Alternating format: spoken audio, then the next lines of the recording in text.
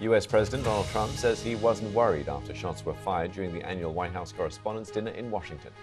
What happened is it was a little bit me. I wanted to see what was happening, and I wasn't making it that easy for him. I wanted to see what was going on.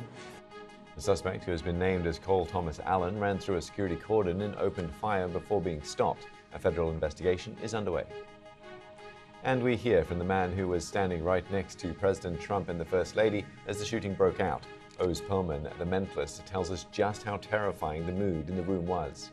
If I didn't live it, I would have thought it was a dream where we're about half a meter apart, face to face, looking at each other on the ground when I'm hearing shots and thinking to myself, are we about to die?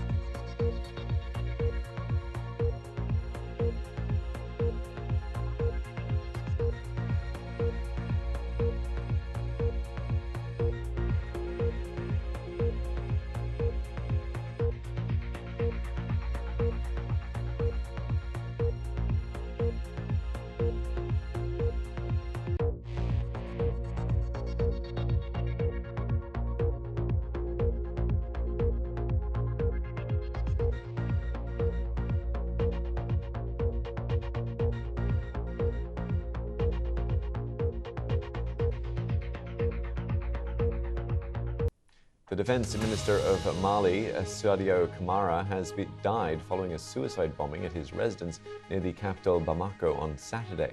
The assault was one of several coordinated attacks by jihadist militants and Tuareg separatists on a number of cities. The head of the Alliance of Sahel States, which includes Mali and its neighbors Niger and Burkina Faso, has condemned the attacks, saying they were backed by enemies of the Sahel Liberation Struggle, where a Russian security force has been based. The number of dead in a bomb attack on a bus in southwestern Colombia has risen to 20. The local governor said on social media the bombing was the most brutal and ruthless attack against the civilian population in decades. He said 15 women and 5 men were killed, 36 others were injured. Sporting history has been made in the British capital as Kenya's Sebastian Sawe became the first athlete to run a competitive marathon in under 2 hours. He claimed the London Marathon men's title with a time of 1 hour 59 minutes and 30 seconds. The runner-up, Yemif Kajelka of Ethiopia, also clocked a timing of under 2 hours. Sawe described it as a day to remember. Now, as we've heard, Iran's foreign minister will be meeting with Russia's President Vladimir Putin in Moscow on Monday. I recently sat down with Estonia's Minister for Infrastructure, Kuldar, who told me that Russia is the big winner from the maritime disruption in the Strait of Hormuz, which is giving Moscow a strategic and financial windfall.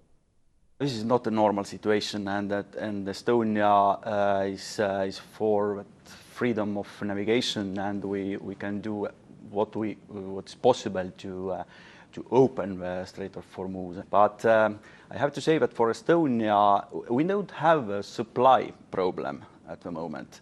But of course, prices are higher. But with gas and oil, our main supplier is US and Norway. But yes, the problem is high price.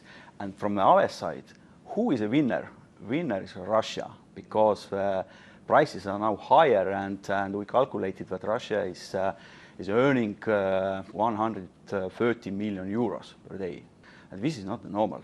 Yeah, and if you could elaborate on that, I mean, for a casual observer, events in the Middle East seem very far away from the Baltic and from where Estonia is. But as you mentioned, Russia being such a big beneficiary of what's been happening, why does that matter to Estonia?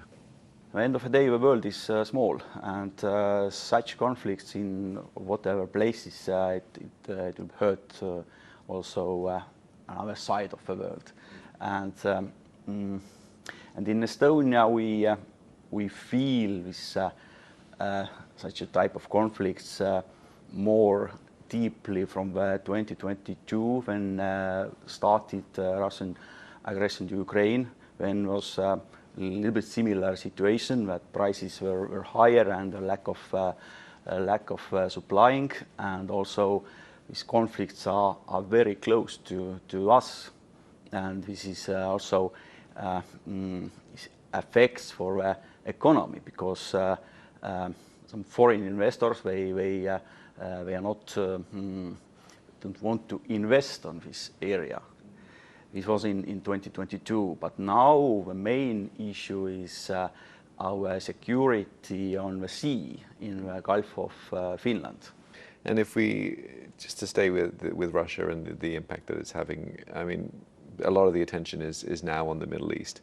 Is there a danger that there's a lack of focus or a loss of focus on Ukraine and what's going on there? And could the Iran conflict give Moscow a strategic opening to make more grounds in Ukraine? Yes, now focus is in Middle East, and this is not good for Ukraine. And Russia's aggression to Ukraine, because no, focus is not so more there. But every day the situation is changing, and as we know, new support for Ukraine is confirmed, and I hope that there will be changes also.